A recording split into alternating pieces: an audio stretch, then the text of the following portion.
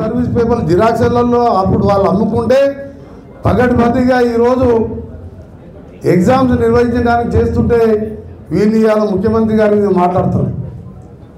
నిన్న కేటీఆర్ గారు మాట్లాడతాడు. ఆయన ఎప్పుడు ఉద్యోగాల గురించి మాట్లాడలే. ఎప్పుడు పోయినా అమెరికా వేరే దేశాలు తిరిగి వచ్చి హైదరాబాద్ అంతా నేనే డెవలప్ చేశానని చెప్పుకునేది.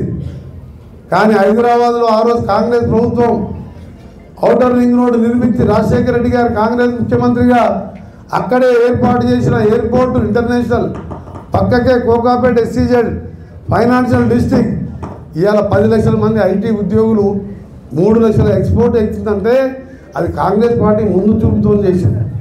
అదే తరాలో ఇవాళ ఫార్మాసిటీ చేసిన పక్కలోని అదే ల్యాండ్లోనే లాజిస్టిక్ పార్టీకి ఏర్పాటు చేస్తూ మా డిపార్ట్మెంట్తో 30,000 కోట్లు దాదాపు ల్యాండ్ ఎక్విజిషన్ కలిపి రీజనల్ రింగ్ రోడ్డు హైదరాబాద్ ముఖ చిత్రాన్ని మార్చి ప్రపంచ పటంలో పెట్టే విధంగా సెప్టెంబర్ మాసంలో టెండర్లు పిలిచి ఇప్పుడున్న రోడ్డుకు 30 కిలోమీటర్లకు వెళ్ళి డెవలప్ చేస్తూ పెద్ద పెద్ద ఇండస్ట్రీలు ఇక్కడ తీసుకొచ్చే విధంగా దానికి నాతో పాటు నాకు కేంద్రంలో నేను ఎంపీగా ఉన్న సంబంధాలతో పాటు వారు కూడా డిసెంబర్లోనే మన ప్రభుత్వం వచ్చిన తర్వాత గడ్కరీ గారిని కలిసి అన్నీ తీసుకొని నెల 22వ తారీఖు రోజు ట్రైపార్టీ అగ్రిమెంట్ చేసుకొని ఆగస్టులో దాని టెండర్ ప్రిపేర్ చేసి హాఫ్ రింగ్ రోడ్ ఉండే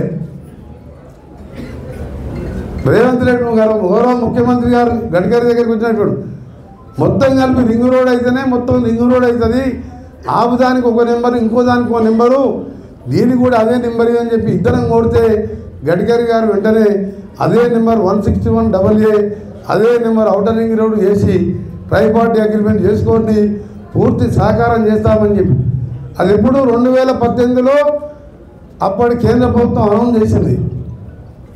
అంటే 18 అంటే 24 6 ఏళ్ళు దాని గురించి జరగలే. ఇలా 3 నెలల పనులు మొదలు పెడుతున్నాం. ఈ విధంగా సగం తెలంగాణ రీజనల్ రింగ్ రోడ్ లోపల వస్తుంది. దానికి ఔటర్ రింగ్ రోడ్డుకు దాదాపు 25 రోజుల రేడియల్ రింగ్ రోడ్ కలుపుతున్నాం.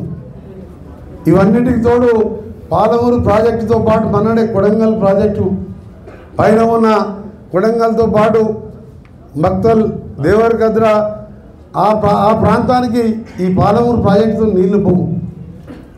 అసలు పాలమూరు ప్రాజెక్టు ముఖ్యమంత్రి పాత ముఖ్యమంత్రి ఆలోచించుకోవాలి. నువ్వు కరీంనగర్లో ఓడిపోతావని చెప్పి మహబూబ్నగర్కి వచ్చి నీకు భిక్ష పెడితే కాళేశ్వరం కంటే ముందు శంకుస్థాపన చేస్తావు, అదేమో 4 ఏళ్ల కిందనే ప్రాజెక్టు 2,70,000 కోట్లు ఖర్చు పెడతావు. ఖర్చు పెట్టిన 2 బ్యారేజీలు కూడా అన్నారం మేడిగడ్డ కూలిపోతానికి సిద్ధంగా ఉన్నాయి, సగం పిల్లలకు ఊరిపోయినాయి. ఈ ప్రాజెక్ట్ ఎక్కడెక్కడ ఉంది. అదే కేసీఆర్ అడుగుతున్న ఇప్పుడు ఒకటే మాట, ఆ రోజే నువ్వు తొందరగా 3 సంవత్సరాల వేగవంతంగా చేస్తే ఇవాళ మచ్చుమరి కానీ రాయలసీమ లిఫ్ట్ ఇరిగేషన్ కానీ 88,000 క్యూసెక్స్ తీసుకునే ధైర్యం మన జగన్మోహన్ రెడ్డి చేసేవాడా? అప్పటికే ఈ నీళ్ళన్నా వచ్చి ఈ ఉద్దండపూర్ రిజర్వేరే కాదు కల్వకుర్తి పూర్తి స్థాయిలో పూర్తయి ఇవాళ పాలమూరు కలకలలాడేది. నీకు రాజకీయ భిక్ష పెడితే అన్యాయం చేసినావు ఈ జిల్లాని. అందుకనే మన ఎన్నికల్లో 12 సీట్లు గెలిపించడమే కాదు, ఈరోజు ప్రజలు సరైన బుద్ధి చెప్పిండ్రు.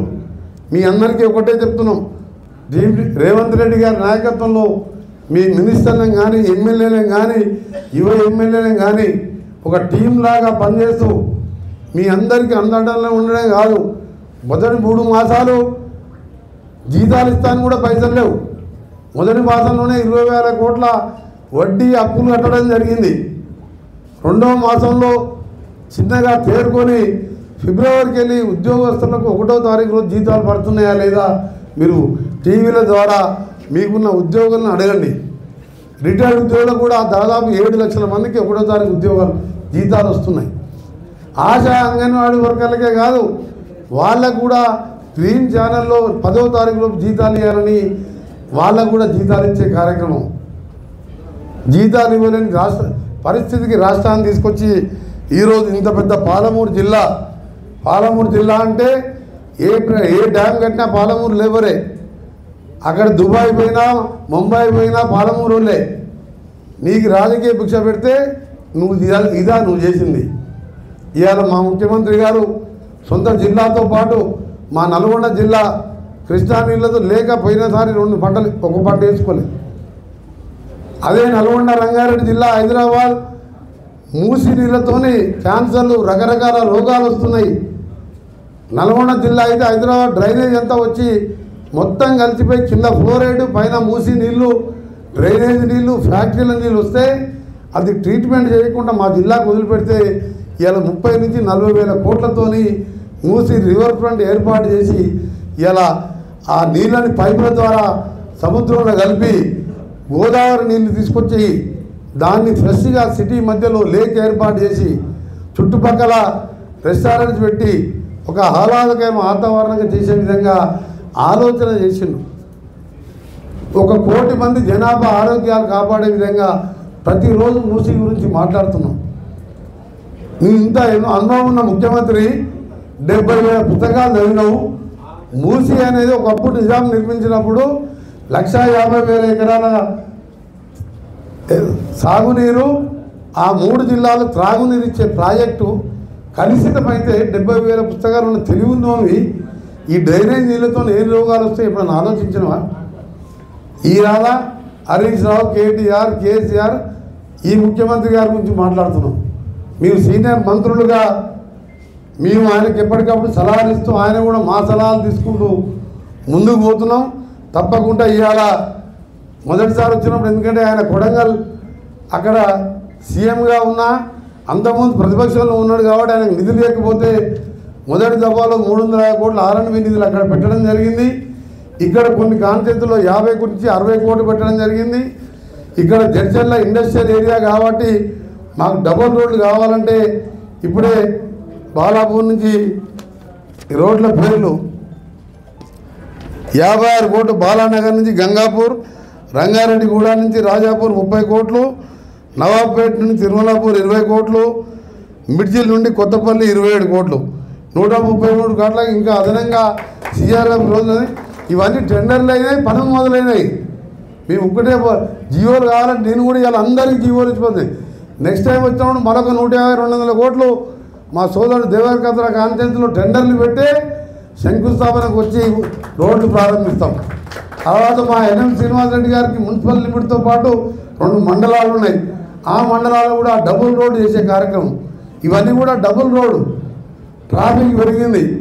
ఊళ్ళల్లో ఊరికి ఇంటికి 2-3 మోటార్ సైకిల్ అయినాయి, కార్లు అయినాయి. ఇవాళ యాక్సిడెంట్లు ఎక్కువ, ఎంతో మరణాలు జరుగుతున్నాయని చెప్పి డబుల్ రోడ్ తీసుకునే కార్యక్రమం. CRFకి వెళ్ళి కూడా 3 ఏళ్ళలో 1 పైసా రాకపోతే నేను మినిస్టర్ అయినాక జనవరిలో 850 కోట్లు తీసుకురావడం జరిగింది. ఇంకా కూడా ముఖ్యమంత్రి గారి ఆయన సపోర్ట్తోని హైదరాబాద్ బెంగళూరు గ్రీన్ఫీల్డ్ హైవే 12 లేన్లుగా ఇప్పుడు DPR స్టార్ట్ అయింది.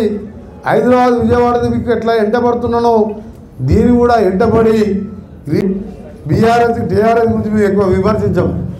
మీరు విమర్శిస్తుంటే ప్రజలే నవ్వుతున్నారు. 10 ఏళ్ళు పాలించిన వాళ్ళు ఏం చేసిండ్రు? ఒక ఇంటికి 1000 రూపాయలు పెట్టి 1వ తారీఖు బిల్లు కట్టకుండా 2వ తారీఖు డిస్కనెక్ట్ చేసినాం. ఆటో డ్రైవర్ వాళ్ళ ఇంటికి రా ఎంత అసలైన తొలి వెలుగు. ఫాలో వాట్సాప్ @తొలి వెలుగు official.